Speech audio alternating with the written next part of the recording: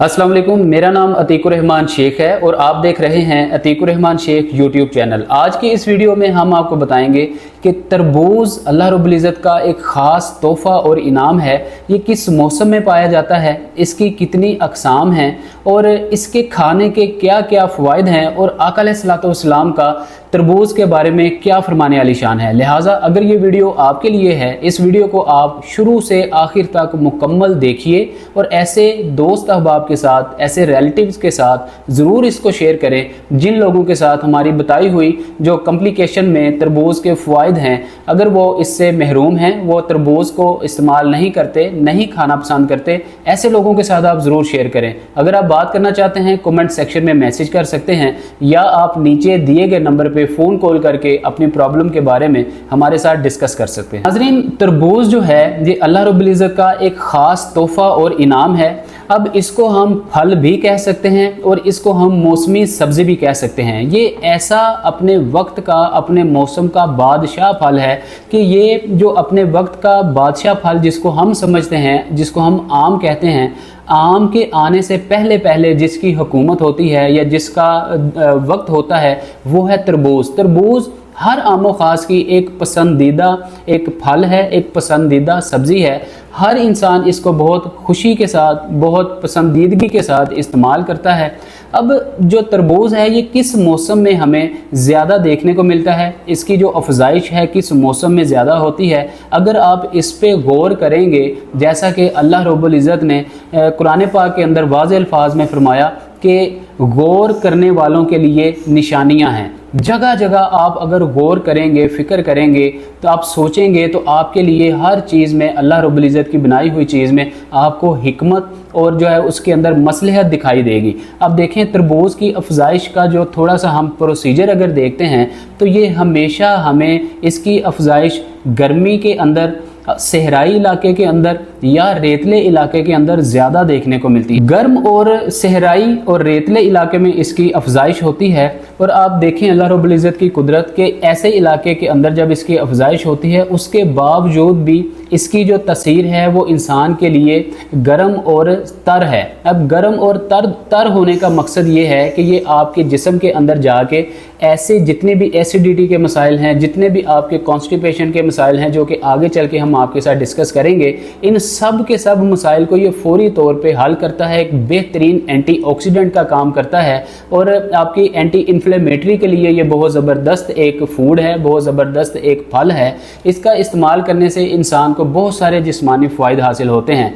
और नाज़रीन, बहुत सारे लोग इसके अंदर ये परेशान दिखाई देते हैं कि हमें कैसे पता चलेगा कि जो तरबूज है वो सही कौन सा है, मीठा कौन सा है, फीका कौन सा है और इसकी कितनी अक़साम होती हैं। देखिए नाज़रीन, ये 1400 साल पहले की एक प्रोडक्ट है। यह तरबूज हज़ारों साल पहले से एक पैदा होने वाला एक ऐसा फल है जिसको आका अलैहिस्सलातु वस्सलाम ने भी बहुत ज़्यादा पसंद फरमाया। बल्कि आका अलैहिस्सलातु वस्सलाम की हदीस मुबारका के मुताबिक तरबूज को हमेशा से खजूर के साथ तनावुल करना चाहिए। आका अलैहिस्सलातु वस्सलाम की सुन्नत मुबारका है, आका अलैहिस्सलातु वस्सलाम का एक तरीका रहा है, हमेशा आप अलैहिस्सलातु वस्सलाम ने इसको खजूर के साथ तनावुल फरमाया है। इसकी हिकमत ये है कि अगर आप इसको खजूर के साथ तनावुल फरमाएंगे तो इसकी जो ठंडक है वो ज़ाइल हो जाएगी और खजूर की जो गर्माहट है वो भी ज़ाइल हो जाएगी। मतलब तरबूज की वजह से खजूर की गर्माइश जो है, जो गर्म तासीर है, वो सर्द में तब्दील हो जाएगी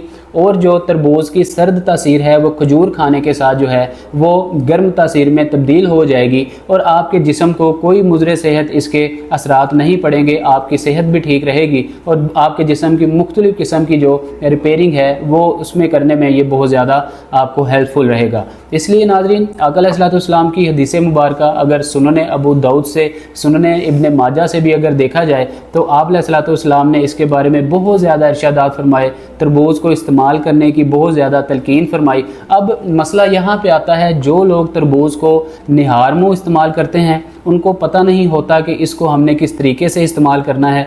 जो लोग खाने के बाद इस्तेमाल करते हैं उनको ये नहीं पता होता कि कितने टाइम पीरियड के बाद हमने तरबूज को इस्तेमाल करना है। नाज़रीन, जब भी आप तरबूज को इस्तेमाल करें, आप तरबूज को निहार मुँह ज़्यादातर आप इस्तेमाल करेंगे तो आपको इसके बहुत ज़्यादा फ़वाइद हासिल होंगे। अब निहार मुँह खाने का मकसद बिल्कुल भी ये नहीं कि आप सोए उठे और फौरी तौर पे बगैर कुल्ली किए, बगैर आपने हाथ मुंह धोए जो है वो आपने तरबूज पकड़ा और उसको खाना शुरू कर दिया, बगैर ठंडा किए या बगैर आपने उसको धोए आपने इसको इस्तेमाल करना स्टार्ट कर दिया। आप उठें, आप कुल्ली करें, आप वज़ू करें, या आपने अगर नमाज पढ़नी है तो पढ़ें। इसलिए हमेशा आप खाने के 3 से 4 घंटे बाद तरबूज को इस्तेमाल करें। इसके बाद अब बात करते हैं वीडियो के इस हिस्से में कि तरबूज हमें कौन कौन सी बीमारियों में जो है वो फ़ायदेमंद है, तरबूज हमारी कौन कौन सी बीमारियों को ख़त्म करता है और हमारे जिस्म के लिए किस तरह ये ताकत का बाइस बनता है। नाज़रीन देखिए, तरबूज जो है अल्लाह रब्बुल इज़्ज़त ने इसके अंदर बहुत ज़्यादा मिकदार में पानी रखा है। ये ज़बरदस्त किस्म की हाइड्रेशन के साथ ये भरपूर होता है। इसके अंदर पानी का एलिमेंट बहुत ज़्यादा होता है। जो शख्स तरबूज को ज़्यादा इस्तेमाल करने के आदी होते हैं उनका जिस्म जो है डिहाइड्रेशन से महफूज रहता है, उनके जिस्म में पानी की कमी नहीं होती। जिगर ऐसे लोगों का बहुत ज़बरदस्त काम करता है। जिगर की एफिशिएंसी जो है वो बेस्ट हो जाती है, उसकी जो परफॉर्मेंस है वो अच्छी हो जाती है। आपके खून की अफजाइश के लिए, आपकी ब्लड वेसल्स की नशोनुमा के लिए, उनकी ग्रोथ के लिए ये बहुत ही ज़बरदस्त एंटीऑक्सीडेंट है। बल्कि अगर आपकी आर्टरीज़ के अंदर इन्फ्लेमेशन हो जाती है किसी भी वजह से, या आपके गुर्दे के अंदर अगर इन्फ्लेमेशन हो जाती है, जिगर के अंदर इन्फ्लेमेशन हो जाती है, आपका जो स्टमक है उसके अंदर इन्फ्लेमेशन हो जाती है, अगर आप ये तरबूज के बीज लेके उनको पीस के ग्राइंड करके अगर आप रख लेते हैं उनका सफ़ूफ बना के, तो थोड़ा सा हाफ़ टी स्पून जो है आप नीम गर्म दूध के साथ या आप नीम गर्म पानी के साथ लेते हैं, आप यकीन जानिए इसके ऐसे हैरत अंगेज़ फ़वाइद हैं जो कि हमारी तिब के अंदर बहुत सारे अतिब्बा इसको बयान करते दिखाई देते हैं कि जो शख्स इसके तरबूज के बीज को पीस के नीम गर्म दूध या नीम गर्म पानी के साथ इस्तेमाल करेगा तो उसके दिल, जिगर और गुर्दे की जो इन्फ्लेमेशन है, जो स्वेलिंग है, वो काफ़ी हद तक जो है वो ख़त्म हो जाएगी। और उसके पेशाब के जितने भी मसाइल हैं, यूरिन के जितने भी मसाइल हैं, अगर वो जल के आता है या उसके अंदर जितने बहुत सारे जो अहले अक्ल लोग हैं जो कि अपने इल्म और अक्ल को अल्लाह रब्बुल इज़्ज़त और अल्लाह के रसूल के फरमान के आगे रखने की कोशिश करते हैं, वो हमेशा से ही नाज़रीन देखा है कि खसारे में रहते हैं। देखें, अल्लाह रब्बुल इज़्ज़त ने कुरान पाक में भी इसकी बहुत ज़्यादा फजीलत बयान फरमाई है। इसके अलावा आका अलैहिस्सलाम का भी पसंदीदा एक ये फल रहा है और आपने इसको बड़ी खुश असलूबी के साथ इस्तेमाल भी किया है अपनी हयात मुबारका में, और इस्तेमाल करने का तरीका भी हमें बताया, जैसा कि हमने आपको बताया कि इसको एक अदद खजूर के साथ आप इस्तेमाल करें।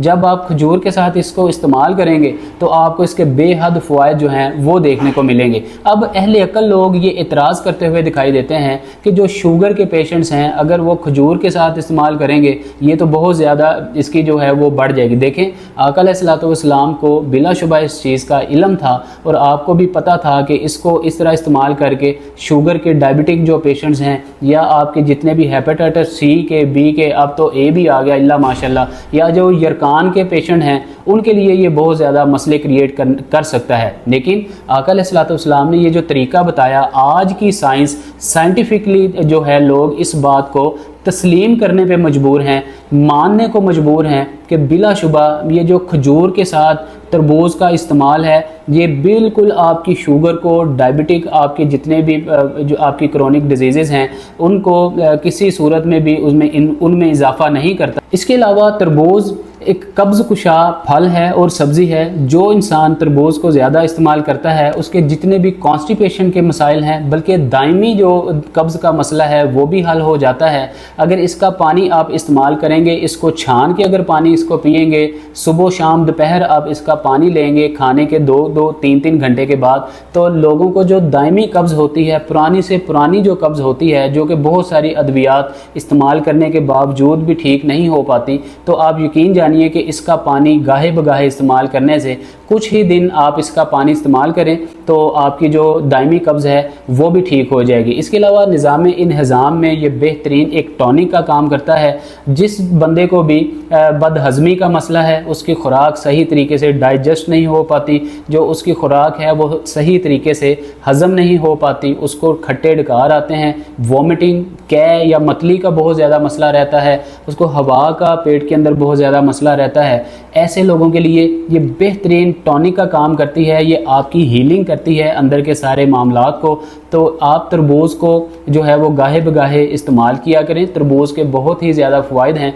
इसके अलावा जिन लोगों को बहुत ज़्यादा कोई कार्डिक प्रॉब्लम है या हार्ट की डिजीज़ हैं या हार्ट अटैक के कोई मसाइल हैं या जिन लोगों को ब्लड क्लॉट के कोई इश्यूज़ होते हैं, तो आप इसके बीज को पीस के, जिस तरह हमने आपको बताया, आप इसका सफ़ूफ बनाएं और 1 चम्मच दही के अंदर आप उस सफ़ूफ को मिलाकर मिक्स करके अगर खाएंगे तो बहुत सारे अतिबा ये बताते हैं, बल्कि हमारे एक्सपीरियंस में भी ये बहुत बार चीज़ आई है कि जिन लोगों को ब्लड क्लॉट का मसला होता है या किडनी के अंदर कोई किसी किस्म के कोई स्टोन का प्रॉब्लम होता है, गुर्दे की पथरी का मसला होता है या मसाने के अंदर पथरी का मसला हो जाता है, तो इस सफ़ूफ को 1 चम्मच दही के अंदर मिलाकर इस्तेमाल करने से ये आपकी पथरी जो है, आपके जितने भी डायबिटिक इश्यूज़ हैं, आपके जितने भी यरकान के इश्यूज़ हैं या आपके और जितने भी मसाइल हैं, इसमें बिल्कुल भी खजूर और तरबूज का इकट्ठे इस्तेमाल इसमें इजाफा नहीं करता, बल्कि ये एतदाल पैदा करता है और आपकी इस तरह की सारी क्रोनिक डिजीज़ में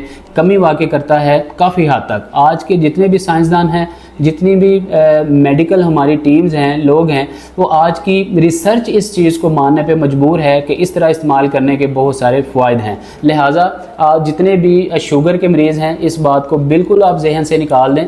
इस बात को आप हमेशा मद्देनज़र रखें, ख्वाह वो कोई भी चीज़ है, अगर नमकीन है या वो मीठी है, जब आप गैर मुतदिल तरीके से इस्तेमाल करेंगे, बहुत ज़्यादा इस्तेमाल करेंगे, डेफिनेटली ख्वाह वो खाली पानी ही क्यों नहीं, वो आपको नुकसान देगा। लिहाजा जब भी आपको चीज़ इस्तेमाल करें, मुतदिल तरीके से, नॉर्मल तरीके से आप इस्तेमाल करें, आपको कभी भी वो नुकसान नहीं देगी। हाँ, एक आप काम ज़रूर करें कि जिन लोगों को बहुत ज़्यादा अफारे की कंडीशन हो जाती है, बहुत ज़्यादा कब्ज़ या हवा का, गैस का, गैस्ट्रोलिक इश्यूज़ बहुत ज़्यादा होते हैं, वो तरबूज के ऊपर काला नमक, काली मिर्च या थोड़ी सी जो है वो अगर सफ़ेद नमक भी आप छिड़कना चाहें तो वो आप छिड़क लिया करें, या हल्का सा ज़ीरा पीस के वो आप छिड़क लिया करें।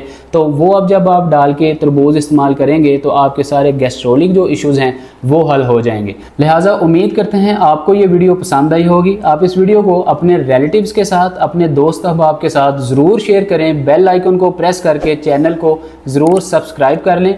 उम्मीद करते हैं कि आपको इस वीडियो से बहुत ज़्यादा फ़ायदा हुआ होगा। इसी के साथ आप हमें दीजिए इजाज़त। अपना बहुत सारा ख्याल रखिए। अस्सलाम वालेकुम रहमतुल्लाह।